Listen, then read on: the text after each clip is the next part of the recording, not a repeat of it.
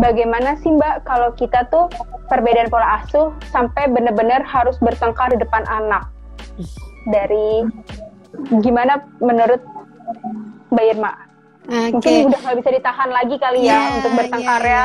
Ya, itu udah pasti ya. Dalam sebuah keluarga dinamikanya kadang-kadang anak secara tidak sengaja itu melihat ya pertengkaran atau argumentasi yang cukup keras antara kedua orang tuanya. Nah, jadi kalau anak ternyata melihat kita ya yang harus dilakukan orang tua adalah menyelesaikan itu dengan baik di depan anak, sehingga anak bisa melihat, oh kalau orang itu bertengkar itu bisa selesai dan damai juga kok gitu.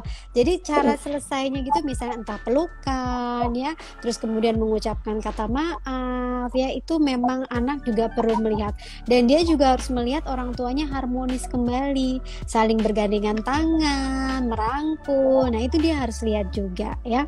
Lalu kalau anaknya udah bisa diajak diskusi nih, misalnya umur 4, 5, 6 gitu ya, kita bisa ajak dia ngobrol kok, misalnya malam, apa yang kamu lihat, apa yang kamu rasakan, terus ya itu kita tanya sama dia, sehingga paling tidak itu nggak dipendam dalam memori dan ingatan dia yang itu justru buruk dampaknya ya. Jadi paling tidak memberitahu kepada dia, kadang-kadang orang dewasa itu juga bisa berselisih paham Kak, kadang-kadang juga bertengkar Kak gitu ya. Kalau itu tidak nyaman buatmu, kami minta maaf. Nah jadi jangan sungkan juga minta maaf sama anak, karena itu sebetulnya menyakitkan buat dia melihat dua orang yang dia sayang kemudian beradu argumentasi ya. Jadi pada intinya ketika anak lihat, perlihatkan juga penyelesaian konflik yang sehat.